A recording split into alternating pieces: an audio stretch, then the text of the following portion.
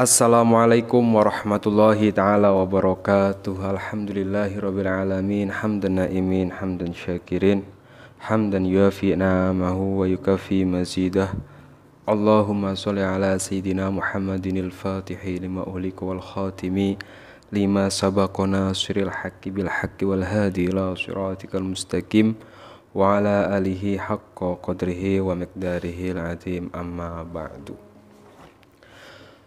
Para jamaah kaum muslimin wal muslimat dimanapun anda berada, yang senantiasa selalu saya doakan semoga anda semua diberikan panjang umur fi taatillah, dalam keadaan taat kepada Allah, wa fi taati Rasulillah, dalam keadaan taat kepada Rasulullah sallallahu alaihi wasallam, fi kamali sihhati wal afiyah, dalam keadaan sihat wal afiyah, wa fi amalil istiqomah, dan selalu senantiasa istiqomah dalam melakukan amalan-amalan kebaikan. Dan bagi anda yang punya anak, saya doakan semoga anak-anak anda menjadi anak-anak yang soleh, solehah, dimudahkan segala urusannya, diberkahi rezekinya, diberikan solusi dari segala permasalahan-permasalahannya. Amin ya rabbal alamin. Alhamdulillah, dengan izin Allah subhanahu wa ta'ala kita bisa berjumpa lagi dalam kajian yang insya Allah bermanfaat ini, di mana dalam kajian kali ini saya akan berbagi satu faedah amalan yang diambil dari sebuah kitab bernama Kitab An-Nawazir karya Syekh Ahmad Syihabuddin, di mana dalam kitab beliau ada satu faedah yang sangat penting yang harus anda pahami dan harus anda amalkan sebagai orang tua yang senantiasa menginginkan agar anak atau keturunannya menjadi anak yang soleh solehah, anak yang manut, anak yang nurut, anak yang senantiasa istiqomah dalam melakukan kebaikan, anak yang senantiasa patuh terhadap anda sebagai orang tua. Sebagai seorang muslim, kita harus paham betul bahwa dalam kehidupan ini ada satu aset yang sangat berharga, aset amanah yang harus kita jaga, yaitu seorang anak. Karena mohon maaf, banyak orang di luar sana punya harta melimpah, tapi kemudian dia mempunyai anak yang tidak soleh, yang tidak manut, yang tidak nurut. Akhirnya harta yang dimiliki orang tuanya ya seperti itu, hanya dihabiskan oleh anaknya. Naudzubillah min dzalik. Bahkan yang namanya anak ini, ketika kita sudah meninggal dunia sebagai orang tua misalnya, ini akan sangat berdampak manakala kita mempunyai anak yang soleh, sesuai yang disabdakan oleh Rasulullah Sallallahu Alaihi Wasallam, "Idza mata ibnu Adam inqata'a amaluhu illa salasa." Bahwa ketika seseorang meninggal dunia maka terputuslah segala amalannya kecuali 3 perkara. Salah satu perkara yang pahalanya tidak terputus bagi orang tua adalah mempunyai anak yang soleh, solehah. Maka sebagai orang tua, ketika anda menginginkan anak-anak anda menjadi anak-anak yang soleh solehah, anda harus mau bertirakat, berikhtiar gitu kan. Anda pengen anak anda pintar aja, mau membiayai dengan membanting tulang kerja siang malam agar anak anda misalnya sukses dunia gitu kan ya, punya pendidikan yang mapan, punya pekerjaan yang bagus. Maka seharusnya ketika anda menginginkan anda mempunyai anak yang soleh dan solehah, maka anda juga kerja keras anda sebagai orang tua ini harus lebih maksimal daripada kerja anda ketika menginginkan anak anda itu sukses secara duniawi. Banyak di luar sana orang pengen punya anak soleh, tapi cara mendidiknya, cara kita, bagaimana kita membesarkan anak kita itu tidak menggunakan metode-metode bagaimana anak kita mau menjadi anak yang soleh. Anda misalnya mau buat kue bolu atau kue apa, itu kan ada cetakannya. Jangan harap misalnya Anda makan duren, pengen baunya makan sate, kan nggak seperti itu. Ketika Anda ingin baunya bau duren, ya makannya makan duren. Begitu pula ketika kita sebagai orang tua menginginkan anak kita menjadi anak yang soleh solehah, pola pendidikannya, pola pengajarannya, pola pengembangannya, itu juga harus diterapkan bagaimana kiat-kiat anak kita biar menjadi anak yang soleh. Karena Anda harus memahami betul sebelum saya sampaikan ke poin amalannya seperti apa, bahwa madrasah pertama seorang anak adalah rumah, dan guru pertama seorang anak adalah orang tua. Maka pertama, cara mendidik anak biar anak Anda itu soleh dan solehah, sebagai guru pertama Anda sebagai seorang ibu, didik anak Anda dengan benar, dengan didikan yang diajarkan oleh Rasulullah SAW. Anda sebagai seorang ayah ketika menginginkan anaknya menjadi anak yang soleh atau solehah, maka Anda juga harus paham betul bagaimana cara Rasulullah, tips-tips Rasulullah agar anak menjadi anak yang soleh solehah. Terlebih penting, peran sebagai seorang ayah misalnya mencari nafkah, harus perhatikan betul. Jangan sampai pernah ada sesuap nasi yang masuk ke dalam perut anak Anda dari hasil yang tidak baik, dari hasil yang tidak benar. Sehingga ketika satu sesuap nasi saja masuk ke dalam perut seorang anak yang kemudian menjadi daging, masuk ke hati dan lain-lain, ini sangat berpengaruh. Makanya kadang ada anak yang dituturi atau dinasehati bantah, dibilangin ngelawan, lunjak. Maka yang paling penting bagi seorang tua itu, bagi seorang ayah atau seorang ibu itu introspeksi dulu, apa yang salah gitu kan. Jangan hanya melalui satu sisi saja Anda menjadikan anak, wah ini anak nakal, ini. Tapi Anda sebagai orang tua tidak mau mengkoreksi. Pasti setelah Anda mengkoreksi anak, harusnya kita sebagai orang tua juga mengkoreksi diri kita sendiri. Apa yang salah? Kenapa kok anak saya bantah? Ya. Anda pelajari betul. Karena ada akibat, pasti ada sebab. Sebab itu ada kalanya disebabkan oleh si anak itu sendiri, ada kalanya juga disebabkan oleh orang tua kita sebagai orang tua. Ketika anak dibilangin bantah, jangan langsung Anda marah gitu kan. Tapi kenapa anak saya kok seperti ini? Apa sebabnya? Nah, Anda mulai introspeksi bagaimana kehidupan anak di dalam rumah, bagaimana Anda sebagai sosok seorang guru pertama hadir, apakah pendidikan di dalam rumah itu sudah sesuai sehingga anak itu bisa memahami konsep-konsep kebaikan, konsep-konsep tanggung jawab, kan seperti itu. Maka ini penting. Maka kita sebagai orang tua itu secara zahir kita ikhtiarnya seperti itu. Jangan pernah berharap anak kita akan menjadi anak yang soleh ketika kita sebagai orang tua tidak soleh, tidak solehah. Jadikan diri kita sebagai orang tua di rumah kita itu menjadi orang tua yang soleh, insya Allah anak itu pasti manut gitu. Maka ada satu makalah itu, lisanul hal afsahu min lisanil maqal. Yang namanya perbuatan itu lebih tajam daripada ucapan. Kadang ada orang tua, kamu sholat nak, sholat, puasa, nyuruh anak ke masjid, orang tuanya leha-lehe di depan TV, mainan HP. Maka para ulama itu mengajarkan lisanul hal afsahu min lisanil maqal. Tanpa Anda harus menyuruh kamu sholat, kamu ke masjid. Anda sebagai seorang ayah ketika ada Allahu Akbar, Allahu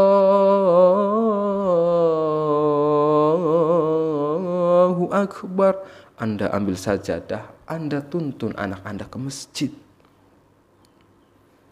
Ada pengajian, Anda pakai baju koko, pakai sarung, ajak anak-anak ke masjid. Itu yang namanya lisanul hal afsahu min lisanil maqal, bahwa tindakan itu lebih tajam. Banyak sekali di luar sana cerita sama saya, Ustadz, kenapa anak saya disuruh sholat kok males-malesan? Saya tanya, Andanya gimana? Anda datang ke masjid, ajak anak Anda, nggak usah, Anda kamu sholat, kamu ini.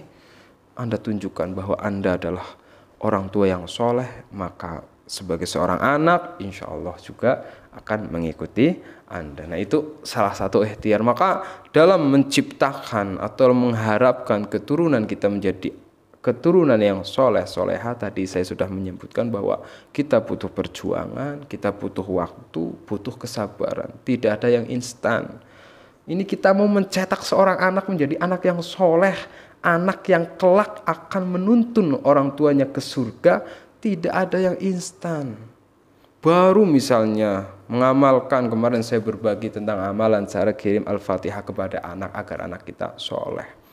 Baru baca sekali, Ustadz kenapa kok anak saya boleh? Ini butuh kesabaran, butuh waktu, butuh perjuangan, karena kita akan mencetak sesuatu yang besar, yaitu mencetak anak yang soleh solehah, yang bisa menyelamatkan kita dari siksaan api neraka, yang bisa membahagiakan kita di dunia, bahkan bisa menuntun kita ke surganya Allah. Itu butuh waktu, butuh kesabaran, butuh pengorbanan. Nah, itu tadi kemarin saya sudah berbagi tentang cara kirim Al-Fatihah kepada anak. Itu diamalkan dengan istiqomah. Anda sebagai seorang ibu, sebagai seorang ayah, amalkan. Anda khawatir anak Anda nggak makan, tapi Anda juga harus khawatir anak Anda tidak menjadi anak yang soleh, soleha. Nah, kekhawatiran itulah yang kemudian harus mendorong Anda untuk semangat senantiasa taqarrub, mendekat kepada Allah, karena bagaimanapun yang namanya anak adalah amanah titipan dari Allah. Ini Anda dikasih amanah loh, bukan dikasih amanah sama lurah. Anda dikasih amanah, misalnya Anda dikasih sesuatu barang dari bupati, ini saya titipin pohon misalnya, kamu jaga dengan baik. Baik Pak Bupati, pasti Anda akan, wah ini saya bangga dititipin sama Bupati, akan saya rawat, akan saya jaga sedemikian rupa. Anda sekarang dititipi oleh Allah, zat yang memberikan Anda kehidupan, zat yang memberikan Anda nafas, zat yang memberikan Anda rezeki, dititipi oleh Allah, yaitu sebuah titipan berupa anak. Anda harus bangga, harus bersyukur, harus benar-benar menjaga bagaimana titipan Allah ini tetap menjadi sesuatu yang baik. Karena setiap anak itu terlahir dengan hati yang bersih, dengan pikiran yang bersih, dengan jiwa yang bersih. Nah itu, maka sebagai orang tua itu harus senantiasa berikhtiar secara zahir dan batin bagaimana kemudian anak-anak Anda menjadi anak-anak yang soleh, solehah. Nah, para jamaah yang dirahmati oleh Allah, selain tadi konsep-konsep pendidikan, konsep-konsep bagaimana Anda sebagai orang tua hadir, ada kalanya menjadi pendengar bagi anak. Karena gini, ada satu problem secara psikologi, banyak orang tua itu hanya ingin menjadi sosok yang didengarkan oleh anak.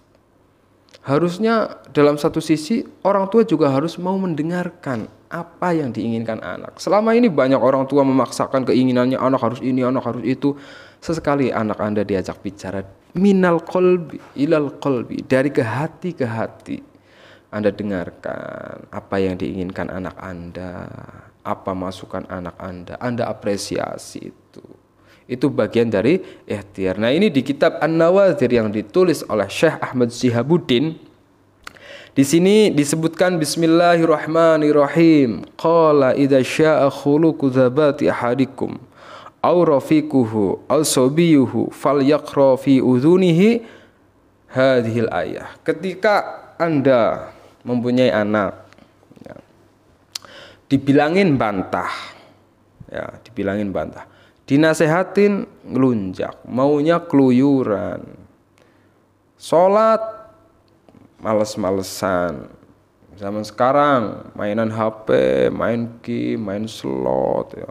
Naudzubillah, main obat-obatan, minuman keras, suruh ngaji nggak mau. Pokoknya anaknya ini nggak baik. Idza syaa, ketika Anda mempunyai anak yang kurang baik perilakunya, kurang baik ucapannya, tidak menghargai Anda sebagai orang tua, tidak manut, tidak nurut, maka kata Syekh Ahmad Syihabuddin, maka falyaqra, bacalah hadhil ayah, maka bacalah ayat ini ayat Al-Imran ayat 83 yang bunyi ayatnya adalah seperti ini. Anda catat sehingga nanti Anda bisa mengamalkan. Bismillahirrahmanirrahim. Afa ghayra dinillahi yabhun wa lahu aslama man fis samawati wal ardi taw'aw wa karhaw wa ilaihi yurja'un. Saya ulangi, Al-Imran ayat 83. Afa ghayra dinillahi yabghun wa lahu aslama man fis samawati wal ardi taw'aw wa karhaw wa ilaihi yurja'un. Afa ghayra dinillahi yabghun wa lahu aslama man fis samawati wal ardi taw'aw wa karhaw wa ilaihi yurja'un. Anda baca ayat ini kemudian dibaca sebanyak 7 kali. Ketika anak Anda masih kecil, ketika mau anak Anda tidur, Anda baca ayat ini 7 kali. Kemudian setelah Anda baca ayat ini 7 kali, Anda tiupkan ke telinga kanan anak Anda. Setelah baca 7 kali, tiupkan ke telinga kanan anak Anda. Kemudian setelah telinga kanan selesai, Anda baca lagi 7 kali. Kemudian tiupkan ke kuping kiri anak-anak Anda. Setelah kuping kiri selesai, kemudian Anda baca 7 kali lagi, tiupkan ke ubun-ubun anak Anda. Nah, ini Anda amalkan ketika anak tersebut sedang tidur. Nah, misalnya Anda tanya, Ustadz, anak saya sudah gede gitu ya, kamarnya terpisah, ini gimana cara ngamalkannya? Nah, maka mimba'dil ulama, dari beberapa ulama menyarankan Anda sebagai seorang ibu kan biasanya masak nasi, masak lauk ya, terus apalagi masak air buat diminum. Nah, ini Anda sebagai seorang ibu ketika anak Anda udah gede ya, maka ketika Anda mencuci, misalnya mencuci beras gitu kan, sambil Anda mencuci beras atau Anda sedang masak ya, atau Anda sedang memasak air yang untuk diminum, nah itu Anda baca 7 kali. Afa ghayra dinillahi yabghun wa lahu aslama man fis samawati wal ardi taw'aw wa karhaw wa ilaihi yurja'un. Anda baca 7 kali, tiupkan ke beras yang mau dimasak menjadi nasi. Anda masak lauk, baca ini. Afa ghayra dinillahi yabghun wa lahu aslama man fis samawati wal ardi taw'aw wa karhaw wa ilaihi yurja'un. Tiupkan ke lauk yang dimasak. Nah, air juga seperti itu. Itu kalau anak Anda sudah gede yang mungkin Anda susah meniupkan ke kuping kanan, kuping kiri, ke ubun-ubun. Nah, itu Anda tiupkan ke makanan-makanan yang akan dikonsumsi oleh anak Anda. Ini setiap Anda masak, setiap hari. Tidak apa-apa. Kadang berat, Ustadz. Beratnya gimana? Ini demi anak Anda, demi masa depan anak Anda, demi kebaikan Anda, demi kebaikan keluarga Anda, amalkan. Insya Allah Anda apalkan dulu ayatnya sehingga ya pertama-pertama Anda bisa baca misalnya, atau Anda tulis, tempel di dapur, jadi setiap mau masak Anda ingat gitu kan. Setiap mau apa Anda baca, masak nasi, anak minta makan apa, dibacakan. Dibaca ayat Al-Imran 83. Insya Allah dengan fadilah dari Al-Quran surat Al-Imran ayat 83 yang diijazahi oleh Syekh Ahmad Syihabuddin. Senakal apapun anak Anda, sembangkang apapun anak Anda, setidak baik apapun anak Anda saat ini, dengan berkah Al-Quran, dengan berkah keistiqomahan, insya Allah anak-anak Anda menjadi anak-anak yang soleh, yang solehah, yang nurut yang pinter, yang cerdas, yang sukses dunia akhirat. Amin ya robbal alamin. Dan ini adalah salah satu ikhtiar secara batin. Nah, selain mengamalkan ayat Al-Imran 83, Anda juga bisa ikhtiar melalui air ruqyah jalbi rizki. Sama, jadi tadi saya sampaikan, kita sebagai orang tua harus berikhtiar secara maksimal dengan berbagai ikhtiar yang baik, ikhtiar yang benar agar anak kita menjadi anak yang soleh, solehah. Termasuk salah satu ikhtiar Anda bisa berikhtiar melalui ruqyah jalbi rizki. Kalau tadi Al-Imran, ini Al-Quran 30 juz. Ketika Anda pesan, Anda punya masalah, anak-anaknya mungkin kurang baik, ingin anaknya soleh, solehah, nurut, pinter, cerdas, sukses dunia akhirat, Anda bisa ikhtiar melalui ruqyah jalbi rizki ini, di mana insya Allah dengan berkah Al-Quran yang dibacakan ke air, yang nanti disebutkan nama anak Anda secara khusus, hajat-hajatnya apa, dengan berkah sholawat, dengan berkah zikir, insya Allah selain mengamalkan ini, air ruqyah ini menjadi pendorong, lebih ibaratnya pesawat nih, kita butuh pendorong, butuh aftur gitu kan ya, untuk anak Anda. Nah, ini bisa ikhtiar melalui ruqyah jalbi rizki ini. Tidak ada harganya, saya tidak menjual. Yang mau ikhtiar untuk anak Anda biar soleh, sukses dunia akhirat, bisa pesan melalui WhatsApp, hubungi WhatsApp saya, klik link di deskripsi, langsung nyambung ke WhatsApp saya sendiri. Tidak ada harganya, saya nggak menjual. Semoga bermanfaat. Tetap semangat menjadi orang tua yang baik. Semoga anak-anak kita semua menjadi anak-anak yang soleh solehah. Wa kafa billahi syahida. Assalamualaikum warahmatullahi wabarakatuh.